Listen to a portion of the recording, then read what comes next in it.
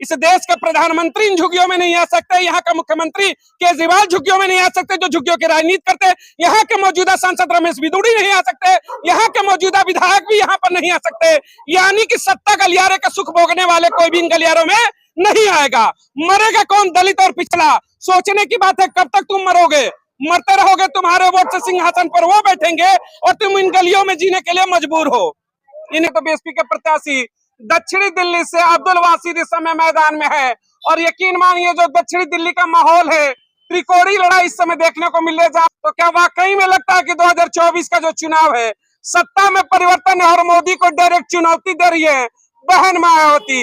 यानी देश में पहली बार तीसरे मोर्चे की सरकार, यानी दलित समाज की एक बेटी बहन मायावती के प्रधानमंत्री के कुर्सी पर जाने वाली है। देश का नया विकल्प तलाश रहा है, उसको लेकर के समर्थकों से ही चर्चा शुरू करते हैं। 24 चुनाव को लेकर के माहौल तेज है। क्या आप सबकी पसंद की अगर बात करते हैं तो बीएसपी प्रमुख है, मायावती को प्रधानमंत्री के रूप में देखना चाहेंगे? हाँ बिल्कुल देखना चाहते हैं। हम तो 2019 से देखना चाह रहे हैं, लेकिन अब कुछ परिस्थितियाँ ऐसी थी। लेकिन इस बार 2024 में हमें 100% बहन जी को प्रधानमंत्री बनाकर रहना है। यानी इस बार उम्मीदें हैं कि शायद एफर्ट लगाए, मेहनत करें और आपका प्रत्याशी अब्दुल वासिद अगर जिता कर भेजते हैं तो मायावती जैसा केंद्र की सत्ता में प्रधानमंत्री बनेंगी। बिल्कुल बिल्कुल बनेगी। हमें 100% नहीं, हमें 200% उम्मीद है कि बहन जी हमारी प्रधानमंत्री बन के रहेंगी। गरीबों के अगर हम दिन की बात करें तो वाकई में क्या लग रहा है, 10 साल का मोदी की सरकार हो या फिर 65 साल की कांग्रेस की सरकार हो, वाकई में दलित पिछड़े और अल्पसंख्यक मुस्लिम समाज का कुछ भला हुआ है क्या? बिल्कुल बिल्कुल भला नहीं हुआ है, बिल्कुल भला नहीं हुआ है, ना होने वाला है। जब तक हमारी बहन जी प्रधानमंत्री नहीं बनी तब तक किसी दलित का भला नहीं होने वाला है। यानी समाज का भला तब तक नहीं होगा जब तक हुकूमत साथ में नहीं आएगी। बिल्कुल बिल्कुल, जब तक हमारे पास मास्टर चाबी नहीं रहेगी हम भला कर ही नहीं पाएंगे, ना ओबीसी का, ना एससी का, ना अल्पसंख्यक का, किसी का भी नहीं कर पाएंगे। मास्टर चाबी चाहिए सत्ता की। बिल्कुल बिल्कुल बिल्कुल चाहिए मास्टर चाबी कह रहे भाई, जब तक सत्ता की नहीं आएगी तब तक भाई आपको लुभावने वादे करके चले जाएंगे, जब तक कि 75 साल से चले जा रहे हो। तैयारी है इस बार बदलाव की? एकदम पूरी तैयारी है जी, 100% क्या 200% तैयारी है। और जो जनता इस समय जात पात में उलझी हुई थी, पार्टियों ने उलझा रखा था, जात पात को तोड़ के हमें अपने विकास के लिए काम करना। जो बहन जी ने यूपी में काम करके दिखाया है वो काम शायद हिंदुस्तान में कहीं पर नहीं हुआ है। आज कोई भी पार्टी एजुकेशन, शिक्षा, रोजगार की बात नहीं करती है, जात पात और धर्म की बात करती है। और बहन जी है वो जात पर धर्म से ऊपर वो समाज की बात करती है और समाज को सुधारने की बात करती है और रोजगार पैदा करने की बात करती है, एजुकेशन लाने की बात करती है, जो कोई भी पार्टी नहीं करती है। इन्होंने कहा कि नरकी जीवन है और ये शख्सियत पता है कौन है? देश की सबसे बड़ी आबादी पिछड़े समाज की 32% वोटों वाली, और इस देश की 32% की आबादी कहती है कि मजबूर है नरक में जीने के लिए। क्यों मजबूर है? यानी सरकारें आती हैं, लुभावने वादे करके और चली जाती है, लोगों को अपना कभी पानी का, कभी प्लाट का, कभी कुछ का, ऐसे लुभावने करके, राशन पानी के ही सब लुभावने वादे करके और चली जाती है। बाद में कोई देखने वाला नहीं होता है, खाली वादा ही वादा होता है। अच्छा, आप लोग जिन कंडीशन में रह रहे हैं, जिन स्थितियों में मैंने देखा, क्या यहाँ का सांसद, यहाँ का विधायक, यहाँ का मुख्यमंत्री, देश का प्रधानमंत्री, राष्ट्रपति, गृह मंत्री, तमाम बड़े ओहदे वाले 1 मिनट भी यहाँ गुजार पाएंगे? बिल्कुल नहीं, बिल्कुल नहीं। यहाँ आना क्या, यहाँ देखना नहीं पसंद करे, खाली वोट के लिए उनके जो अमचे शमचे है वही आके प्रचार वगैरह करके जाते, वो लोग कभी नहीं आएंगे। इन झुग्गियों में कभी केजरीवाल आए ना, कभी प्रधानमंत्री मोदी आए? मोदी का नाम सुना, हमने आज तक देखा नहीं मोदी नहीं आया। रमेश बिदुड़ी भी सांसद भी नहीं आया, विधायक कभी घूमने आया गलियों में? ना चेहरा देखिएगा, ऐसा नहीं कि इनको पे मैं प्रेशर करके बोलो ना ना ना ना ना ना नहीं। इस देश के प्रधानमंत्री इन झुग्गियों में नहीं आ सकते, यहाँ का मुख्यमंत्री केजरीवाल झुग्गियों में नहीं आ सकते जो झुग्गियों की राजनीति करते, यहाँ के मौजूदा सांसद रमेश बिदुड़ी नहीं आ सकते, यहाँ के मौजूदा विधायक भी यहाँ पर नहीं आ सकते। यानी कि सत्ता गलियारे का सुख भोगने वाले कोई भी इन गलियारों में नहीं आएगा। मरेगा कौन? दलित और पिछड़ा। सोचने की बात है, कब तक तुम मरोगे? मरते रहोगे, तुम्हारे वोट से सिंहासन पर वो बैठेंगे और तुम इन गलियों में जीने के लिए मजबूर हो। सब लोग अपना अपना जाति धर्म के बाद एजेंडा चलाते हैं। देखिए, बड़ा सवाल एक आपके बीच में उठता है, दिल्ली में 7 सीटें हैं लोकसभा की। राजनीति की अगर बात करते हैं तो कांग्रेस कहती है कि भाई मुस्लिम वोटर तो हम लेंगे, भाई हम इसके ठेकेदार बन जाते हैं, दलित वोटरों के ठेकेदार बन जाते हैं। बीजेपी तो खैर कहती है भाई हमें इनका वोट से कोई मतलब ही नहीं है।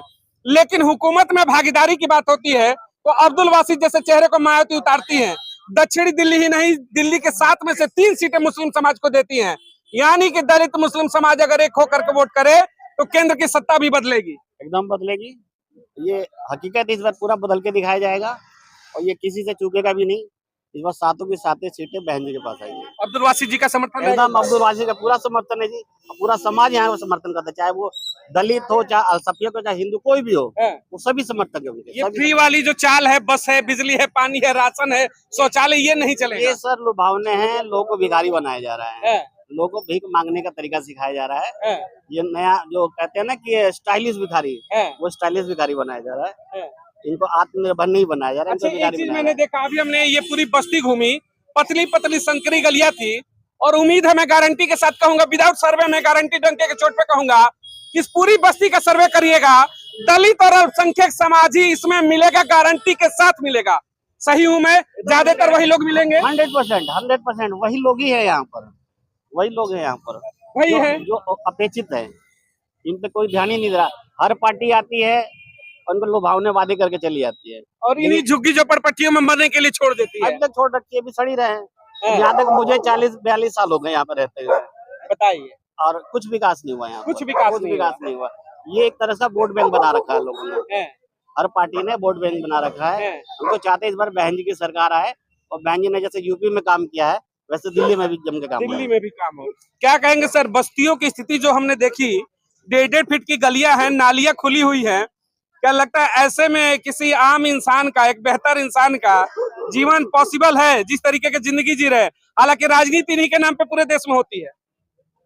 अरे एकदम नारकीय जीवन जी रहे हैं यहाँ पे भाई, कोई विकास नहीं, कोई कुछ नहीं। आपने देखा है कि कितनी छोटी छोटी गलियां हैं।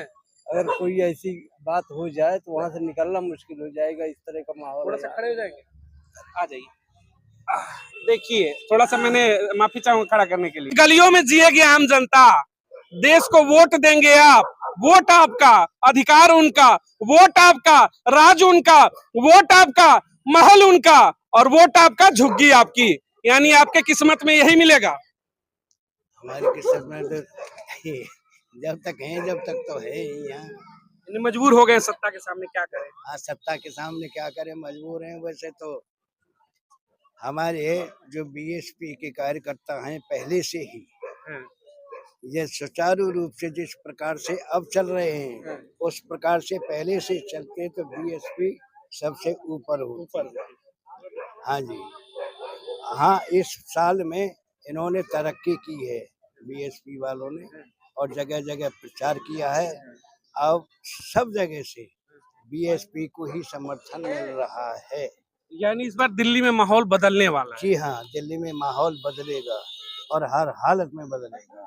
बात बड़ी चीज आती है कि प्रधानमंत्री के रूप में अगर चेहरे की बात करें, आपको भी क्या लगता है, आपका तजुर्बा है, बहुत सरकारें देखी होंगी आप लोगों ने, क्या लगता है कि मायावती जैसा चेहरा अगर केंद्र के सत्ता में आए तो बहुत चीजें देश में बदल सकती है?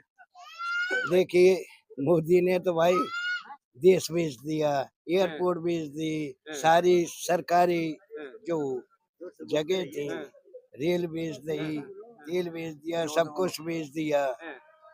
तो इस मोदी को तो आना ही नहीं चाहिए, मोदी आना ही नहीं चाहिए। चाहे किसी और की सत्ता आ जाए, बहन मायावती की तो इस बार आनी है हर हालत में। उम्मीद है उनसे कि वो आएंगी तो चीजें बेहतर होंगी। बिल्कुल, यूपी से 80 में से 70 सीट न आ जाए तो दावा हमारा है। हाँ जी, और दिल्ली की 7 में 7 हमारा है। दिल्ली की मालूम नहीं कि दिल्ली वाले पौआ के पीछे भागी जाए। अच्छी, दिल्ली वाले पौआ पे बिक जा रहे हैं। यहाँ मतलब ये माहौल चलता है कि लोग भटक जाते हैं, यहाँ भटक जाएं, और ये नहीं सोचते कि भाई हम वोट दे करके 5 साल के लिए इनके गुलाम हो रहे हैं। आज तो ये हमारे पैर छू रहे हैं, 5 साल हमको इनके पैर छूने हैं। कोई ऐसा कैंडिडेट लाए जिससे कि हमारे बच्चों का भविष्य बने, स्कूल खोले, डिस्पेंसरी खोले, और ये झुग्गी इनका पुनर्वास हो। अब जितने भी लीडर यहाँ आते हैं, सब जो जीत जाता है इन झुग्गियों को उठने ही नहीं देता है। क्यों?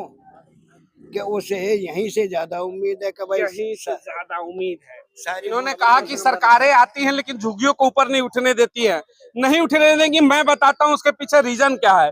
इन झुग्गियों में गुलाम बसते हैं। महाराजा राजा जब पहले जमाने में होते थे तो गुलामों के लिए अलग जगह होती थी। झुग्गियां जो होती है गुलामों के बसाने की एक जगह कह सकते हैं आप। ऐसे गुलाम होते हैं जिनको लालच दो, कहो कि तुम्हारे लिए बेहतर करेंगे, वो वोट बैंक का डंका बजा करके अपने जाकर कोई शीश महल में सो जाएगा। लेकिन सोचना है कि इनके भविष्य के लिए कौन करेगा। इनके नाम पर वोट बैंक की राजनीति होती है, सब कुछ होता है देश में। लेकिन आज भी बड़े दुख के साथ कहना पड़ता है, हाशिए पर स्ट्रक्चर कमेटी की अगर रिपोर्ट उठा ले तो देश में दलित और मुसलमान सबसे पिछड़े पायदान पर है, जो कि किसी सरकार की हिम्मत नहीं होती इस रिपोर्ट को पेश करने की। क्योंकि हकीकत यह है, गुलाम बचा के रखना है, डराना है, वोट लेना है, लुभावने वादे करने हैं, लेकिन मुख्य धारा में शामिल नहीं करना है।